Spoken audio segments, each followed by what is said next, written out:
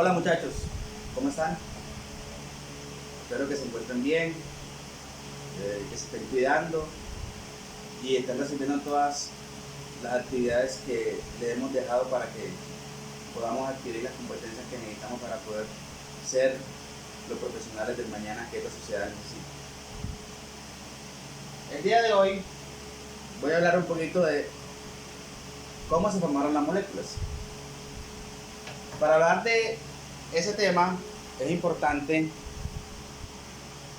revisar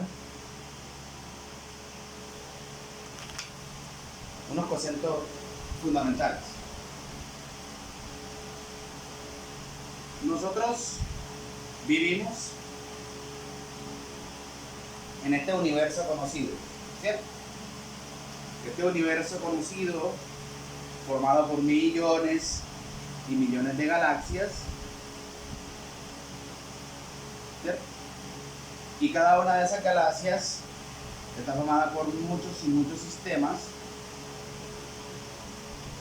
Y obviamente esos sistemas están formados por unas estructuras llamadas planetas,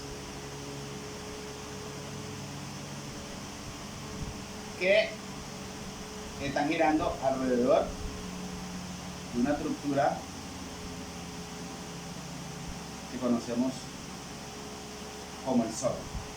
Entonces, ese sería el funcionamiento normal de este universo.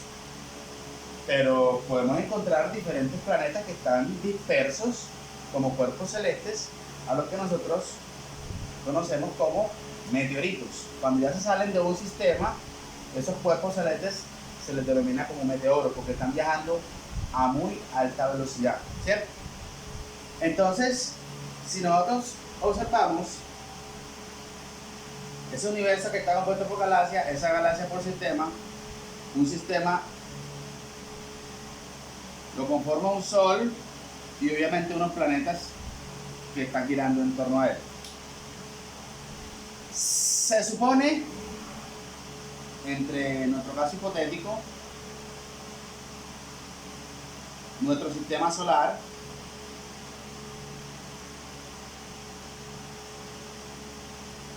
como tal, hay un planeta que se llama Tierra, ¿cierto? Y esa Tierra, específicamente como nosotros la conocemos y en la que estamos, conforma todo el material vivo y no vivo, que juntos hacen una sinergia para mantener el ecosistema en el que nosotros nos encontramos. Entonces, si yo miro al espacio, si yo miro allá afuera, ¿yo qué veo? ¿Qué veo? Materia.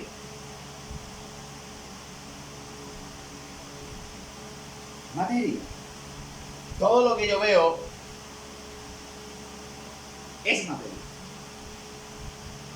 Entonces, si yo entro a definir la materia, yo la defino como todo lo que nos rodea.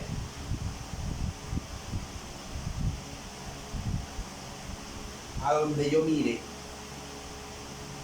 todo lo que yo observe está constituido por materia. Esa materia tiene una propiedad muy importante que hemos definido nosotros, y esa propiedad se denomina la masa. ¿Y qué es la masa? La masa es la cantidad de materia que tiene un cuerpo.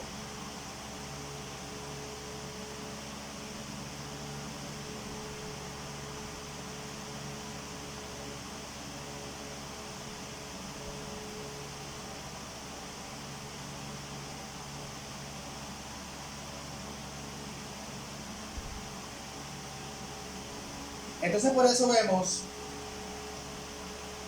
de que hay objetos que, como tienen más materia, pues lógico van a tener más masa, porque la masa es la propiedad que define qué tanta materia tiene un cuerpo. Ese cuerpo ocupa un lugar en el espacio, ocupa un lugar aquí, ocupa un lugar en la luna, ocupa un lugar en cualquier sistema solar. A ese espacio le hemos denominado el volumen. Entonces, si yo me voy a la definición de volumen, ¿qué es el volumen?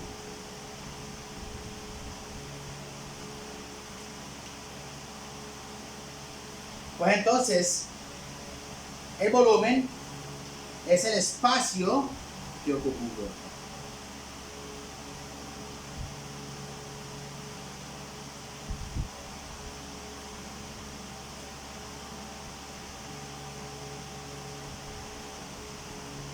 Entonces, el volumen es el espacio que ocupa ese cuerpo. Entonces, los científicos en la antigüedad empezaron a preguntarse: todo lo que nos rodea es materia. Todo objeto que yo puedo distinguir, una roca pequeña, una roca un poquito más grande, tiene una masa específica y ella también tiene un volumen. Pero ¿por qué esa materia no es físicamente igual? Si es materia, debería ser igual, pero no es igual. Entonces los científicos empezaron a preguntarse por qué, si esa materia era materia, ¿por qué no era igual? Y hubo un gran dilema. Hubo una gran duda. Entonces, debajo de un palito se sentaron en ese entonces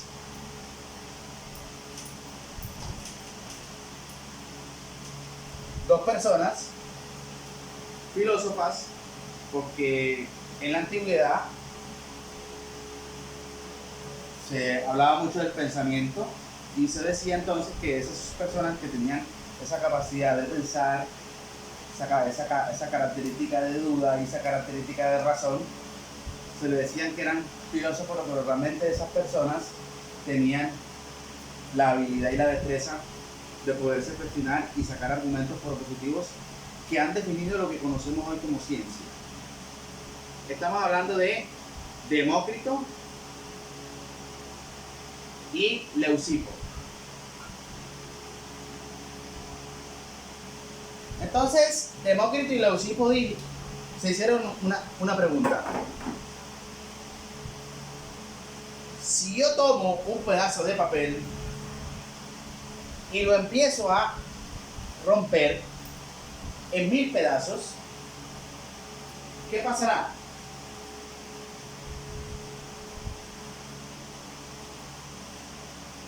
Pues si yo tomo este papel y lo parto, y lo parto, y lo parto, y lo parto, y lo parto, y lo parto, y lo parto, y lo parto, y lo parto, y lo parto, va a llegar un momento en el que yo no voy a poder partir, romper ese elemento. Va a llegar a un estado muy pequeño, infinitesimal. Como en ese estado yo no lo voy a poder romper más, porque de ahí no puede desprenderse ninguna otra partícula, a esa partícula le dieron el nombre de átomo, que viene del latín atom, que significa sin dividir. Entonces, en la antigüedad Demócrito y Leucipo fueron los pioneros de lo que hoy se conoce como la definición de átomo. Esta definición de átomo es una definición que ya a lo largo del tiempo ha evolucionado, porque recordemos de que dentro del átomo hay un universo, y de eso vamos a hablar. En la antigüedad existieron muchos científicos que empezaron a descubrir, por ejemplo, el funcionamiento de la energía. ¿Sí? ¿Por qué algunos objetos se cargaban eléctricamente? O la luz, ¿cierto? Entonces, se descubrió el electrón, se descubrió el protón, se descubrió el neutrón, se descubrieron muchas partículas que hacían parte de la estructura interna del átomo. Es decir, que esas estructuras estaban dentro del átomo. Entonces se empezaron a hacer investigaciones y se empezaron a proponer diferentes modelos. El modelo de Rutherford, el modelo de Thomson y el modelo de Bohr.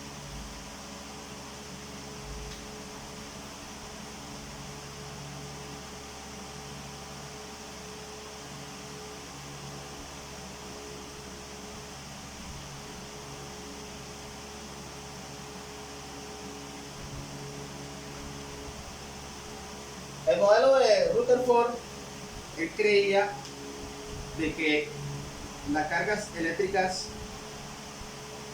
positivas y negativas se encontraban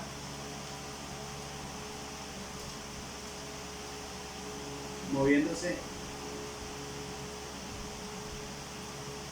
de forma igual dentro del núcleo. Ya Thomson dijo que en el núcleo se encontraban los protones y de que alrededor del núcleo se encontraban los electrones. Bohr ya empaquetó el neutrón y el protón en el núcleo y los electrones girando alrededor del núcleo. Pero, ¿qué es lo más importante de esta evolución científica? Tratar de distinguir por qué la materia no es igual, ni física ni químicamente. Porque yo puedo encontrar la materia en diferentes colores, puedo encontrar la materia en diferentes estados, y puede encontrar la materia formando diferentes características específicas. Entonces,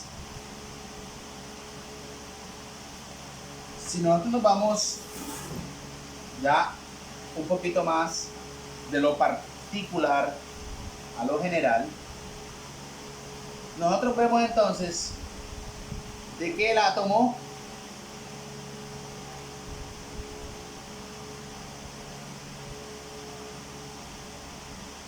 está compuesto de partículas atómicas, que son 12 hasta el momento, y seguirán descubriendo otras, pero la más importante es el protón, el neutrón y el electrón.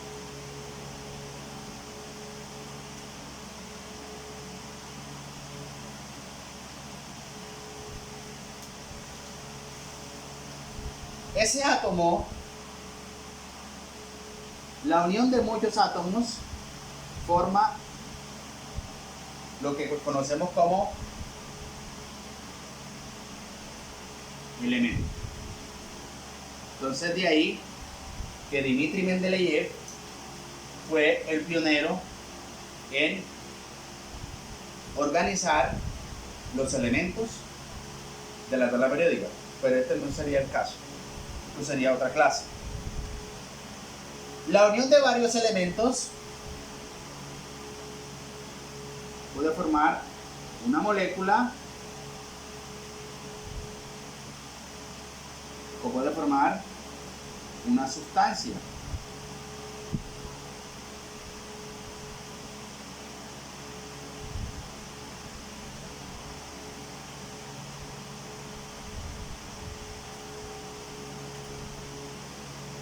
Si yo tomo dos o más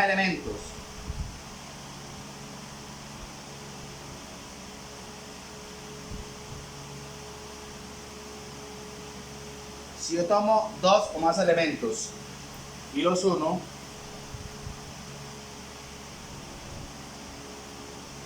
¿qué me forman?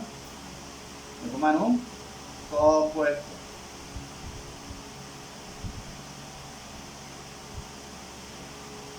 Y si yo tomo varios compuestos, dos o más,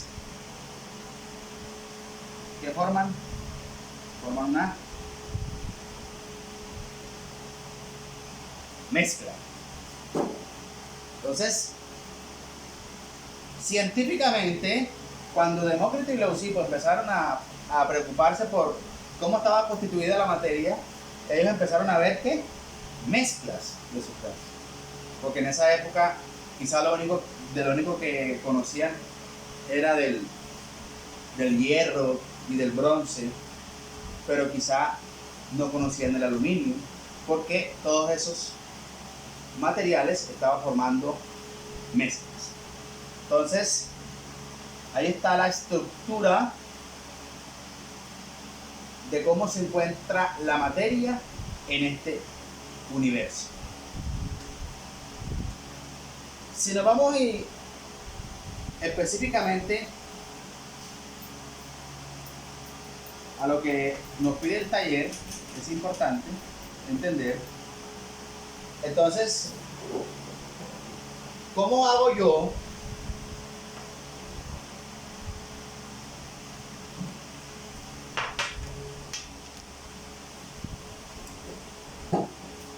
para poderle dar un nombre a esa materia? ¿Cierto? Entonces, los elementos en la tabla periódica tienen un símbolo. ¿Sí? Un símbolo. Ese símbolo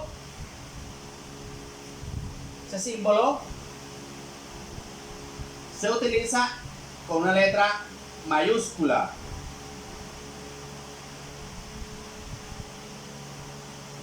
Y esa letra proviene del latín. ¿Listo? Entonces, por ejemplo, el oro viene de aurum, que es el latín. Y conocemos de que el símbolo del oro es AU. ¿Por qué AU? Porque la primera letra tiene que ser mayúscula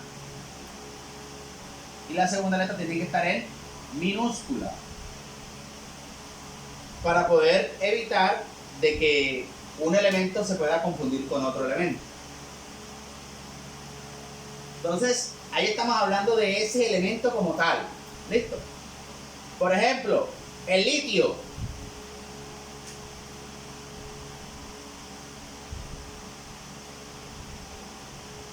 Viene del latín litium. Y entonces se le da la simbología de Li. Ahora bien, ya sabemos de que este oro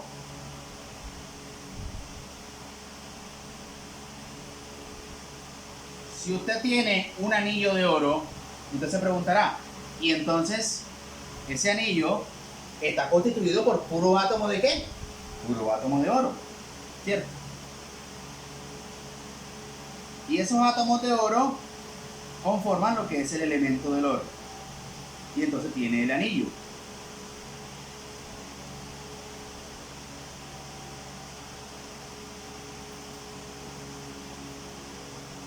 Entonces, si tiene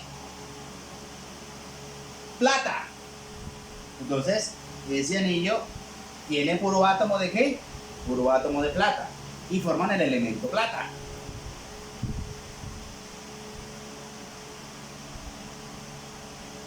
Entonces, como la mayoría de sustancias en el universo está formando mezclas, entonces es importante conocer lo siguiente.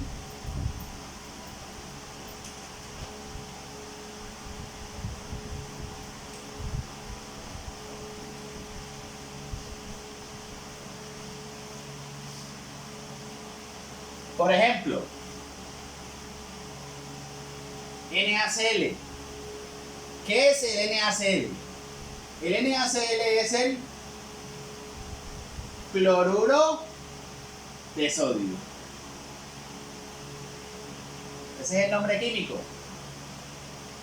El nombre vulgar, sal de cocina. Esta estructura, como tal, se conoce como molécula, sustancia, elemento o compuesto. ¿Qué dice la definición de compuesto? Dos o más elementos. Este es el elemento sodio y este es el elemento cloro. Por lo tanto, entonces decimos de que la sal de cocina es un ¿qué? Es un compuesto. ¿Esta pomada por qué? ¿Por qué? Por un átomo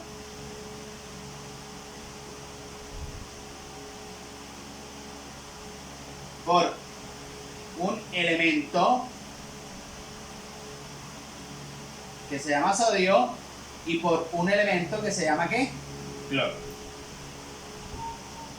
Estructuralmente, como ustedes lo ven ahí, NaCl, si yo tengo un número aquí, ese número hace referencia a los átomos.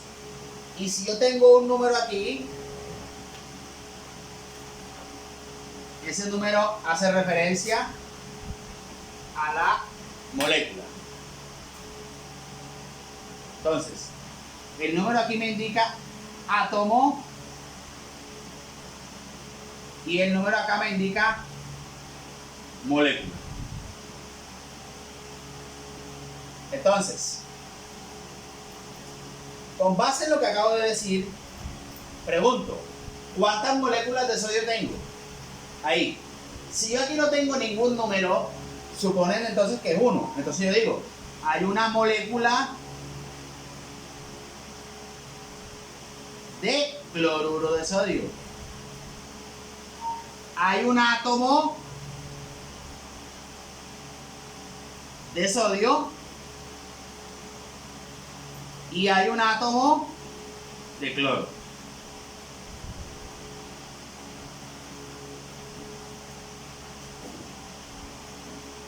Vamos a poner otro ejemplo. Vamos a suponer que tenemos esta molécula. Ustedes conocen qué es el agua. Pregunto, ¿cuántas moléculas hay ahí? Muy bien. Aquí no hay nada. Entonces, una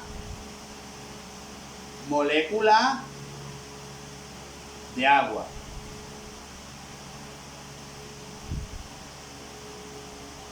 ¿Qué número ven aquí? El 2. Entonces les pregunto, ¿cuántos átomos de hidrógeno hay?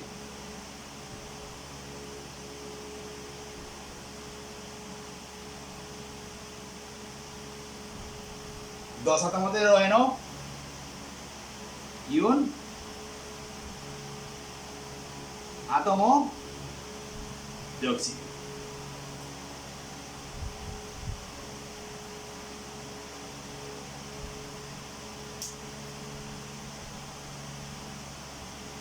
Entonces es importante entender de que el numerito aquí me está indicando el número de átomos y el numerito acá me está indicando el número de moléculas. Químicamente es importante entender, por ejemplo, si yo tengo esta sustancia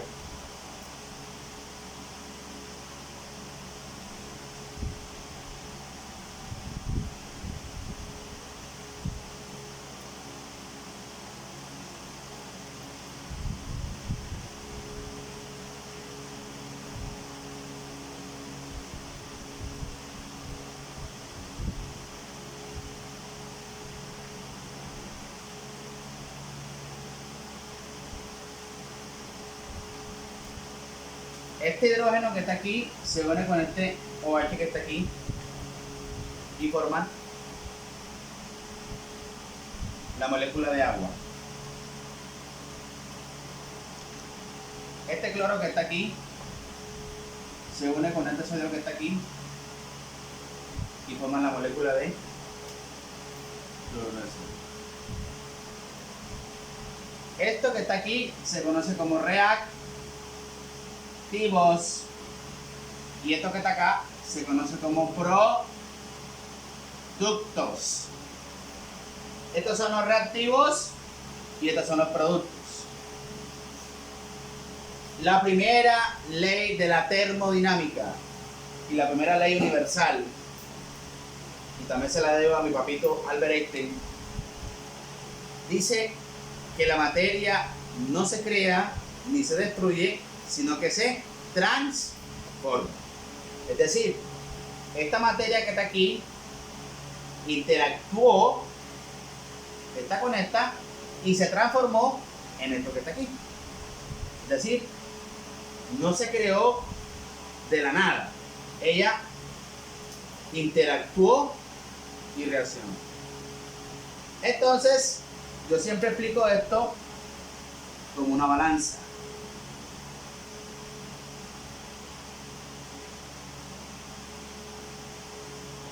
Los reactivos, la masa de los reactivos debe ser igual a la masa de los productos.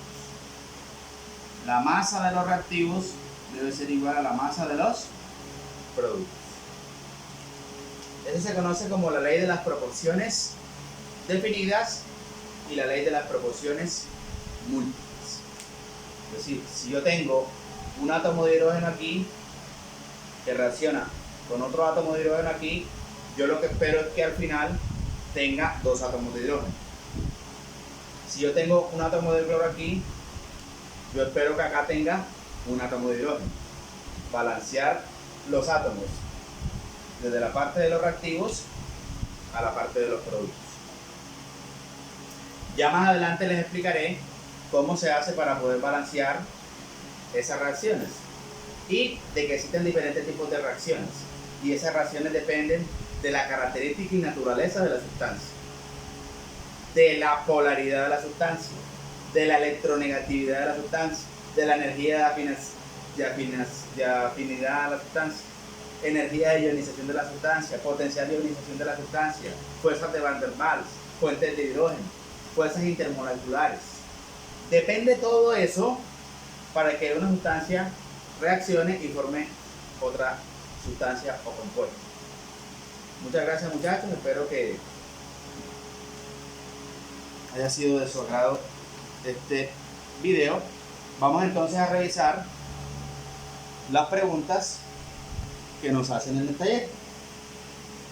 Entonces, ustedes se dan cuenta, cada uno de esos nombres provienen de su latín. Entonces ya ahí está muy fácil, se los expliqué. Entonces, pregunta: la materia está formada por partículas muy pequeñas denominadas, y ahí está clarita la respuesta.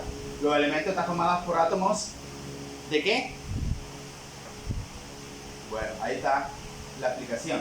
Los compuestos contienen, ahí está la aplicación. ¿Cuáles son las partículas que conforman el átomo?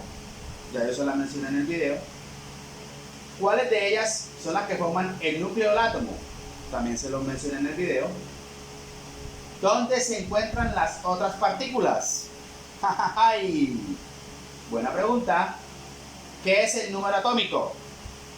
Entonces decimos, ¿qué es el número atómico? Entonces recordemos ahí, símbolo, número atómico y número de protones. El número atómico hace referencia a lo que está en el núcleo. Ya se las dejo ahí, eso se lo he explicado bastante. Entonces, la siguiente pregunta dice, escribe la fórmula de la siguiente molécula. Una molécula formada por un átomo de hierro y un átomo de carbono y 3 átomos de oxígeno.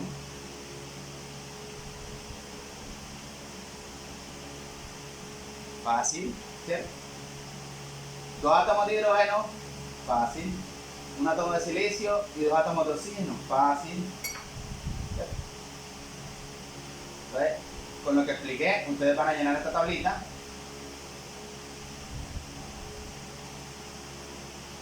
El amoníaco formado por un átomo de hidrógeno, un átomo de nitrógeno y 3 de hidrógeno, fácil, según la explicación.